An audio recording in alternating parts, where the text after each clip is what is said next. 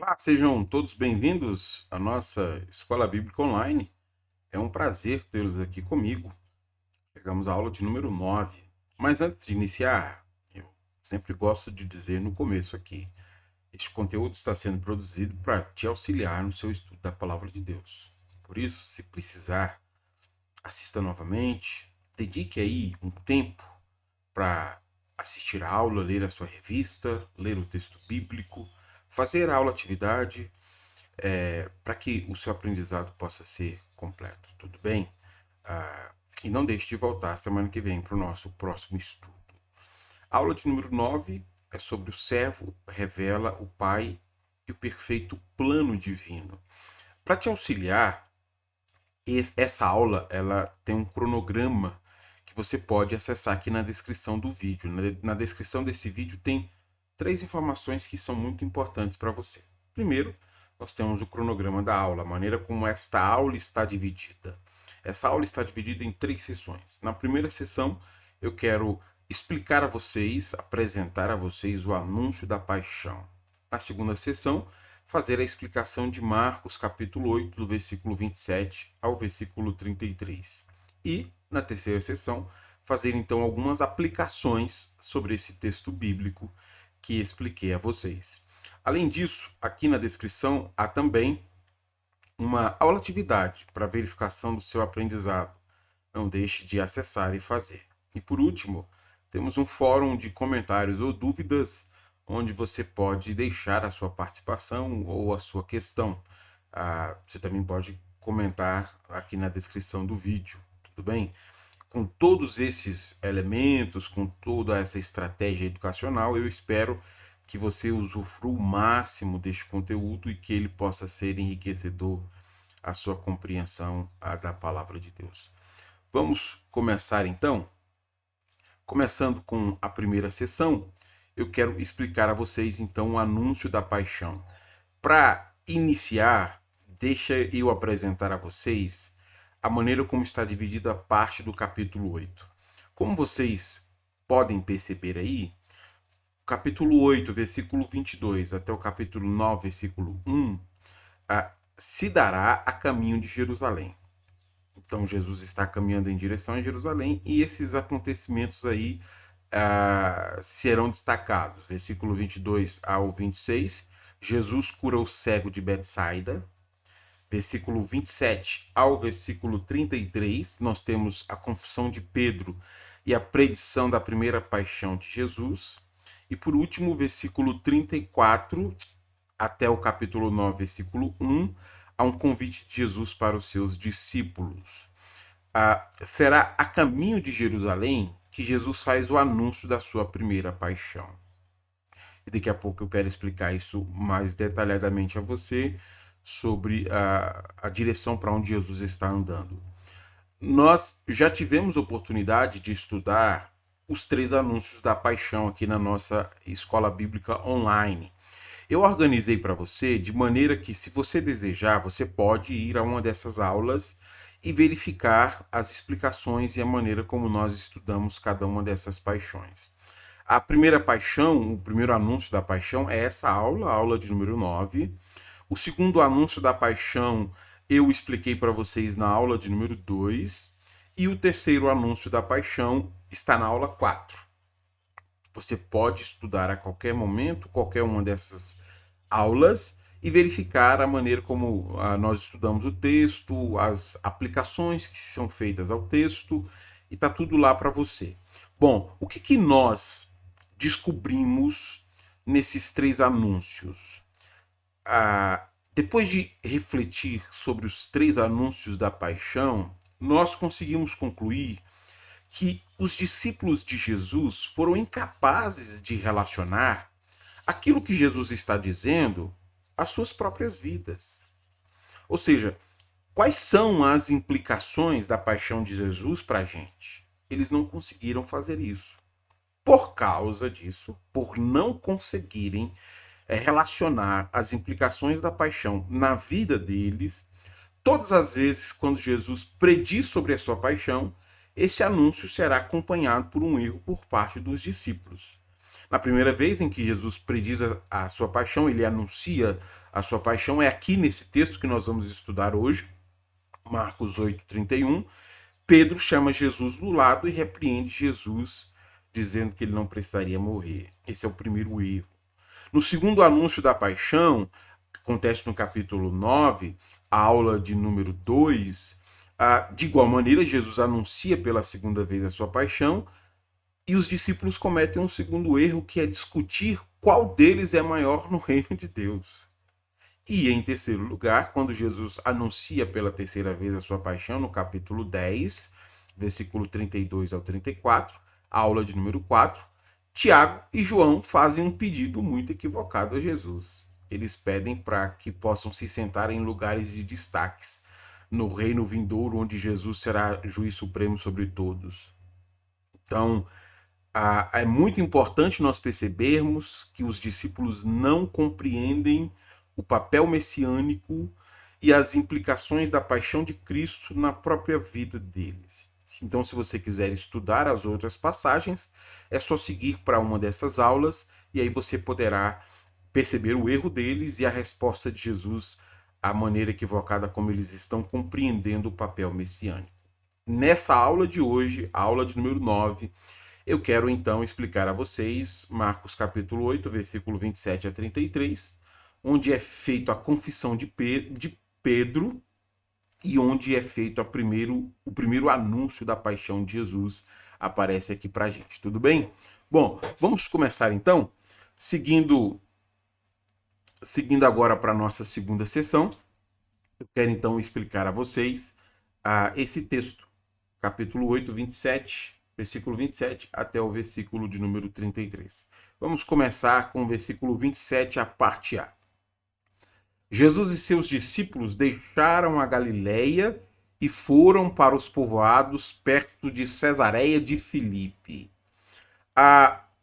O texto começa dizendo para a gente que Jesus e seus discípulos estão saindo da Galileia, seguindo em direção ao povoado de Cesareia de Filipe. Isso é um tanto estranho, essa localização que está sendo dada aí. Deixa eu colocar no mapa, porque eu disse a vocês que Jesus está indo em direção a Cesareia. Eu quero aqui ampliar a imagem para poder riscar e mostrar a vocês de forma mais precisa. Apesar de você não estar me vendo, você consegue ouvir a minha voz e perceber aí as marcações no mapa. A primeira coisa que eu quero mostrar para vocês nesse mapa é que Cesareia de Filipe está aqui, ó. Cesareia de Filipe está aqui, ok? Ao sul do Monte Hermon, olha aqui o Monte Hermon, olha. Então Cesareia de Filipe está aqui. Eu disse que Jesus estava descendo para Jerusalém, então Jesus estava descendo. Mas como é que o texto diz que Jesus está indo para Cesareia de Filipe? Aqui, de Cesareia de Filipe até o Mar da Galileia, dá em torno de 40 quilômetros de distância.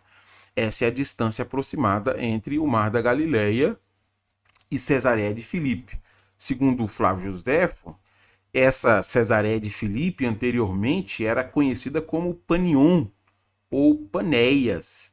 Ela recebe o nome de Cesareia por Filipe, que era filho de Herodes o Grande. Então Filipe colocou o nome deste lugar de Cesareia, e por isso ficou Cesareia de Filipe. Mas se Jesus está indo para Jerusalém, por que Marcos está citando Cesareia de Filipe? Deixa eu explicar isso a vocês com uma citação importante que vai nos ajudar aqui a compreender o que está acontecendo. Leia comigo aí. Cesareia de Filipe se distingue da maior e mais famosa Cesareia Marítima construída por Herodes o Grande na costa do Mediterrâneo. Muitas cidades foram nomeadas Cesareia para ganhar o favor do imperador. Essa designação geográfica deve ser uma reminiscência histórica, pois não há nenhuma razão teológica ou política conhecida para a designação. O que o Stein está dizendo para a gente? Ele está dizendo que muito provavelmente esse lugar para onde Jesus está se dirigindo não foi Panion, que depois foi renomeada aí por Filipe como Cesareia, e nem para Cesareia Marítima. Provavelmente diz respeito a um pequeno povoado que foi renomeado como Cesareia de Filipe para receber então o favor do Império Romano, né? Alguns povoados fizeram isso. Um pequeno povoado desconhecido que deseja receber uma atenção de Roma. Mesmo que a gente não saiba que povoado é este, que lugar é este para onde Jesus está indo, nós sabemos que é no caminho deste povoado, perto de Cesareia de Filipe, que não é nenhuma das duas conhecidas, que Pedro fará a confissão e Jesus o anúncio da sua primeira paixão. Vamos então seguir para o texto bíblico para continuarmos vendo isso? Veja comigo versículo 27, a parte B, e versículo 28. Enquanto caminhavam, Jesus lhes perguntou: quem as pessoas dizem que eu sou? Eles responderam: alguns dizem que o Senhor é João Batista, outros que é Elias ou um dos profetas. Olha que interessante. Essa conversa que está acontecendo entre eles, a caminho daquele povoado, Marcos diz que Jesus levanta uma questão que é central em todo este evangelho, a questão da identidade de Jesus. Por isso, essa pergunta, ela serve tanto para aquelas pessoas que estão caminhando com Jesus, como também uma pergunta que serve posteriormente para as pessoas que estão lendo essa carta. Quem as pessoas dizem ser Jesus? A primeira resposta deles é João. E esse fato deles identificarem Jesus com João é um pouco estranho, porque Jesus e João já haviam se encontrado antes. Capítulo 1, que eu expliquei a vocês, nós vimos que foi o João Batista quem batizou Jesus. Então, Jesus e João são duas pessoas diferentes. E os dois se encontraram. O motivo deles associarem Jesus a Elias é um pouco mais compreensível para nós, porque essa associação ela é meio figurada. Eles estão tentando destacar o aspecto de Jesus como um profeta. Então essa comparação, e veja, isso também aconteceu com João Batista lá no capítulo 1, eles também compararam João com Elias, lá na aula 8 eu expliquei isso a vocês, né, na aula anterior. Ela é feita para destacar esse aspecto do ministério de um profeta. Então, muito provavelmente, o que as pessoas estão notando em Jesus é que ele é um profeta, assim como era João Batista e assim como era Elias. Então, Jesus se volta para eles e pergunta: e vocês? Versículo 29. Perguntou ele: quem vocês dizem que eu sou? Pedro respondeu: o Senhor é o Cristo. Ao contrário do que pensam aquelas pessoas em geral, que dizem que ele é Elias e que ele é João Batista, Jesus pede a opinião dos seus discípulos. E talvez o que Jesus está querendo é uma resposta melhor, né? Tendo em vista que esses discípulos conhecem melhor a Jesus. Então talvez eles tenham uma compreensão melhor sobre quem é Jesus. E Pedro, representando todos os discípulos, responde dizendo: o Senhor é o Cristo. Ou numa tradução mais direta, Jesus é o ungido de Deus. Porque é isso que significa Cristo, ungido. Essa percepção dos discípulos está muito correta. Assim como foi declarado em Marcos 1, após o batismo, né, o Espírito Santo descendo sobre Jesus e ungindo a Jesus, aqui o que os discípulos estão conseguindo perceber é que Jesus é o ungido de Deus. E depois de ouvir essa resposta de Pedro, Jesus afirma o seguinte para eles: mas Jesus os advertiu que não falassem a ninguém a seu respeito. Jesus está proibindo aos seus discípulos que eles atribuam a Jesus publicamente algum título messiânico. Eu fiz questão de explicar isso a vocês na aula 5. A primeira vez em que Jesus fez isso foi Marcos capítulo 3. E disse na aula 3 que essa vai ser uma ênfase teológica muito comum aqui no Evangelho. Aquilo que nós chamamos de o segredo messiânico, né? que diz respeito ao fato de Jesus proibir aos seus discípulos ou a qualquer pessoa, incluindo os demônios, que lhe atribuísse algum título messiânico de forma pública.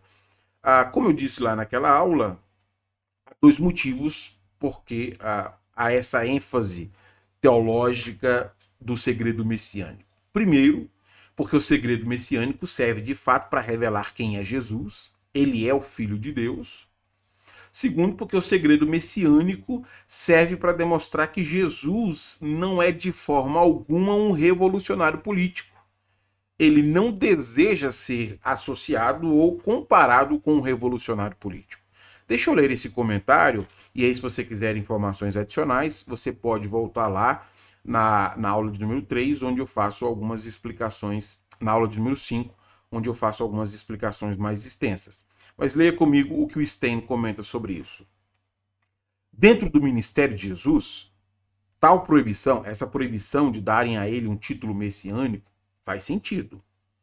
Roma não teria tolerado uma proclamação aberta do messianismo por um líder tão popular e influente. Então veja, o primeiro ponto que o Stein está destacando para a gente é que se Roma percebesse um líder popular recebendo um título como esse, provavelmente esse líder popular despertaria aí o juízo de Roma sobre ele. E esse não é o intuito de Jesus. Jesus não deseja fazer um embate político com o Império Romano.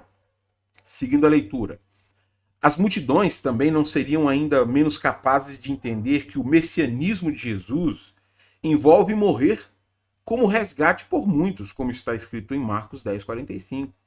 O entendimento predominante sobre a vinda do Messias envolvia esperanças políticas e revolucionárias de libertação do domínio romano.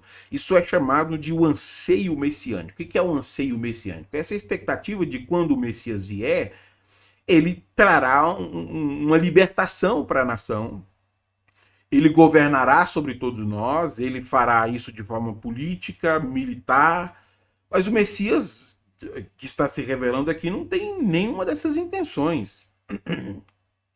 Quando Jesus anuncia a sua paixão, ele revela um outro desejo. O desejo dele não é político e revolucionário.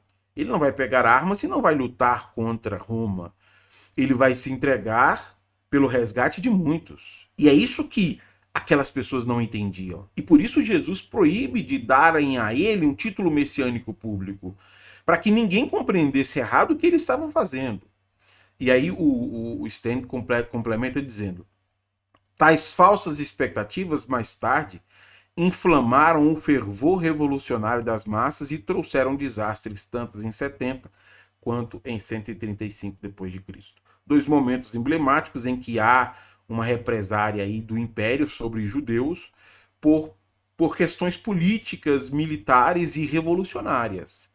Então, ao compreenderem errado o que o Messias queria fazer, eles acabaram levando para um outro extremo. E como o Marcos está escrevendo para Roma, muito provavelmente, como disse a vocês, ele quer deixar muito claro que em momento nenhum Jesus é este revolucionário.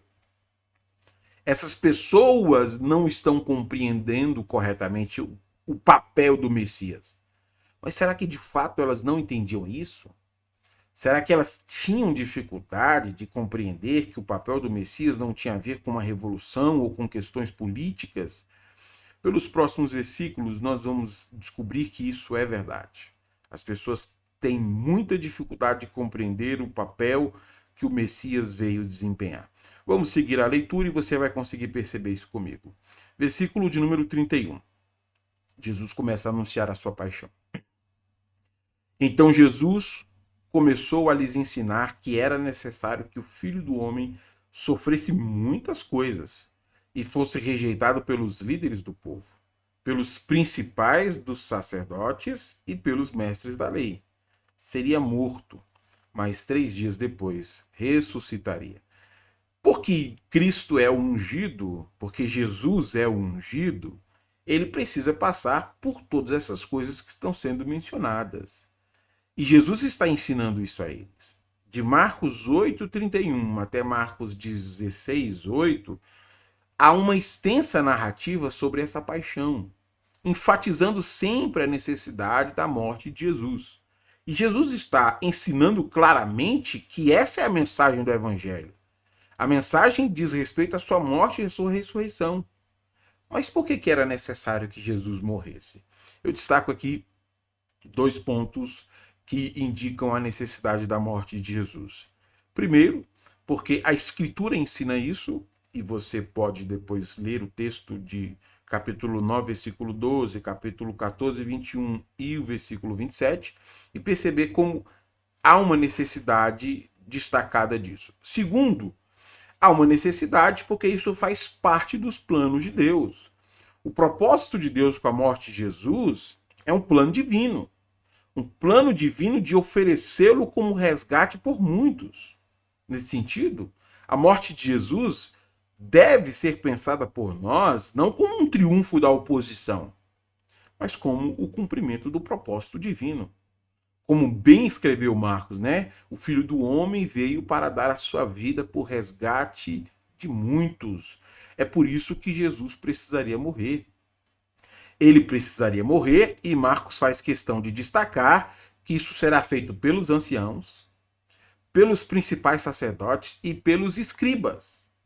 Marcos faz questão de enfatizar essas individualidades exatamente para mostrar que não foi Roma quem matou Jesus. Ele não é um revolucionário político. Jesus seria morto, mas 3 dias depois ressuscitaria.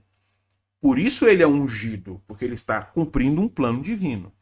Mas como os discípulos reagiram a esse ensino de Jesus? Veja o destaque que Marcos nos apresenta sobre isso no versículo de número 32. Versículo 32. Enquanto falava abertamente sobre isso com os discípulos, Pedro o chamou de lado e o repreendeu por dizer tais coisas. Se abertamente Jesus está ensinando seus discípulos sobre o propósito da sua morte, reservadamente Pedro chama Jesus de lado para dar uma repreensão a Jesus.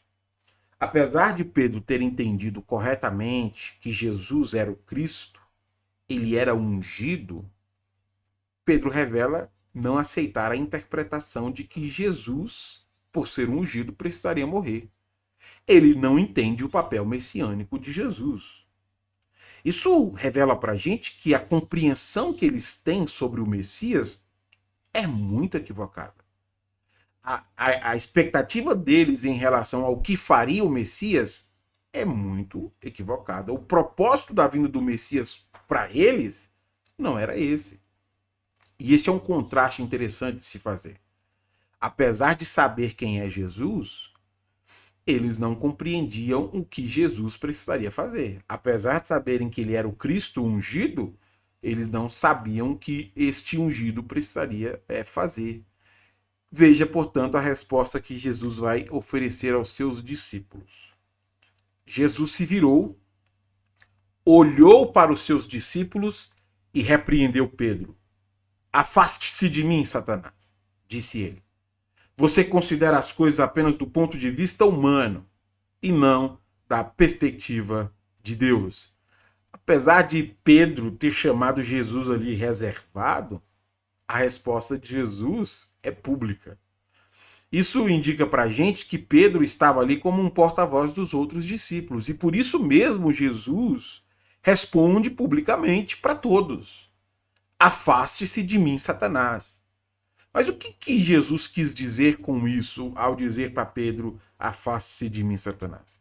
Stênio explica isso para a gente de maneira a deixar mais claro. Ele diz assim, Pedro é chamado de Satanás não porque ele é habitado por Satanás ou satanicamente possuído, de modo que Satanás o está usando para tentar Jesus para fora do plano divino.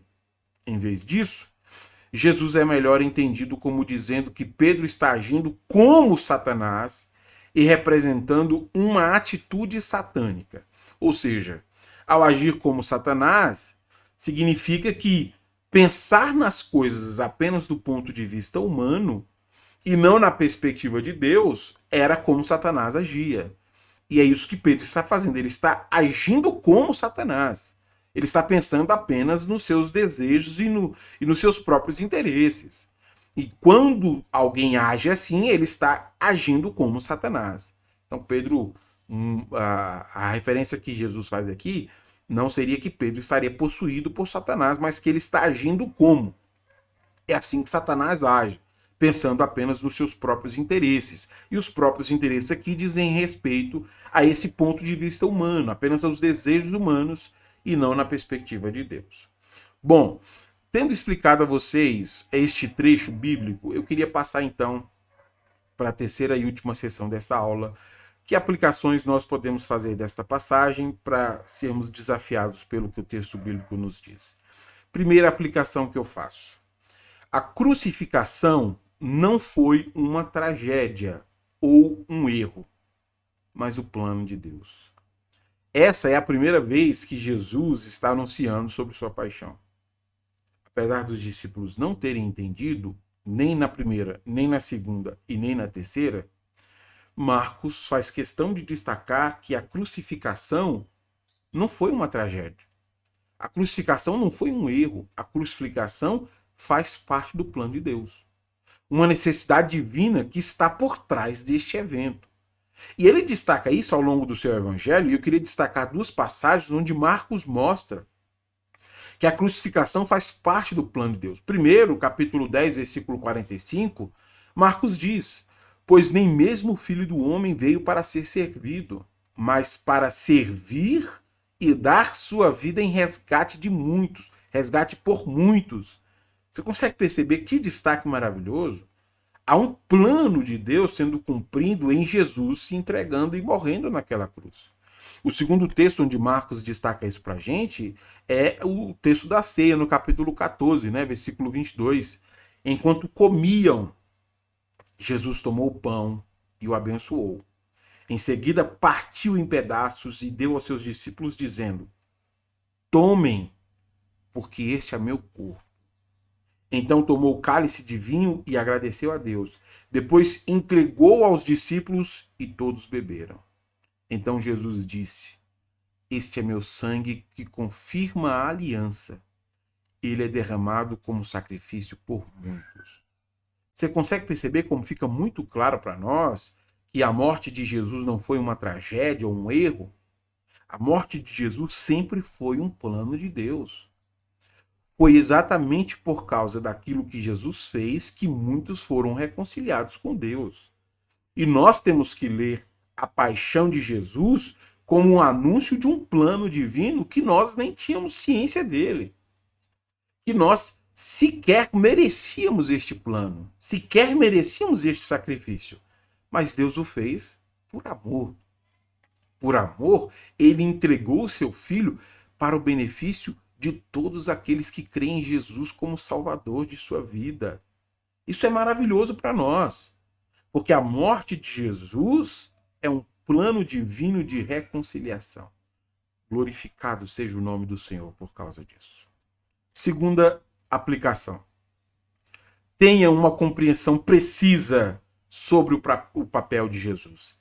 Ele veio como Salvador, não como um revolucionário. E isso está muito difícil para aquelas pessoas. Porque aquelas pessoas estão procurando um revolucionário. E Jesus está proibindo que deem a ele um título messiânico para associarem ele a um revolucionário. Não é para isso que ele veio. Ele se entregou para nos salvar da perdição do pecado. Não para nos tornar pessoas que cobiçam as riquezas deste mundo. Não foi para nos dar uma vida de luxos terrenos que Jesus se entregou. Há muita gente que cria uma compreensão muito equivocada sobre o papel do Messias, sobre o propósito dele ter vindo. Para essas pessoas, Jesus mais se parece com um Papai Noel, que chega para as crianças e pergunta: o que você quer de presente? Elas não olham o papel do Messias como aquele que se entregou para nos reconciliar. Nós não devemos cometer este erro. Não há nada que se compare com aquilo que Jesus fez por nós. Ao se entregar naquela cruz, ele nos salvou e nos redimiu pelo seu sacrifício. A condenação que estava indicada a nós, ela foi paga naquele Calvário. E nós precisamos ter uma compreensão muito precisa sobre Jesus. Jesus, para nós, precisa ser Salvador e Senhor de nossas vidas. Você tem essa percepção de Jesus? Ou você está como esses discípulos que, quando ouvem falar da paixão de Jesus, reagem assim: quem é maior? Posso me sentar à sua esquerda e à sua direita? Jesus não diga uma coisa dessa. Nós devemos vencer na vida, reinar aqui na terra. Há muita gente que não entende quem é Jesus e o que ele fez por nós. Eu espero muito que o Espírito Santo abra o seu entendimento para você compreender as riquezas que alcançamos em Cristo Jesus. Não há nada que se compare com aquilo que Jesus fez por nós. Não há consumo, não há riqueza humana, não há absolutamente nada que possa se colocar em pé de igualdade com o grande amor que Cristo teve por nossas vidas. Que você tenha esta visão e essa compreensão correta. Terceira e última aplicação. Não se deixe levar por motivações satânicas. As motivações satânicas dizem respeito à maneira como nós vivemos, onde nós só pensamos nos desejos pessoais, nos desejos humanos. Um modo de vida que só pensa nas coisas deste mundo. E Pedro está agindo por motivações satânicas, assim como Satanás, pensando apenas em si. Marcos está escrevendo para a igreja de Roma, advertindo os irmãos da igreja sobre isso, e essa não é a primeira vez que eles são advertidos sobre isso. Paulo também os adverte sobre isso, porque parece que este é um problema comum na igreja. A maneira como nós permitimos que as motivações satânicas guiem e conduzam as nossas vidas. Veja a advertência de Paulo à igreja de Roma, capítulo 12, versículo 1 e 2. Portanto, irmãos, suplico-lhes que entreguem seu corpo a Deus, por causa de tudo que ele fez por vocês, que seja um sacrifício vivo e santo do tipo que Deus considera agradável. Essa é a verdadeira forma de adorá-lo. Não imitem o comportamento e os costumes deste mundo. A motivação satânica está aí. Não imitem o comportamento e o costume deste mundo, mas deixem que Deus os transforme por meio de uma mudança em seu modo de pensar, a fim de que experimentem a boa, agradável e perfeita vontade de Deus para vocês. A motivação satânica é esta inclinação nossa que só pensa nas coisas deste mundo e nos nossos próprios desejos. Se você é uma pessoa que só age em função dos seus desejos, você está caminhando para a destruição. Filipenses capítulo 3.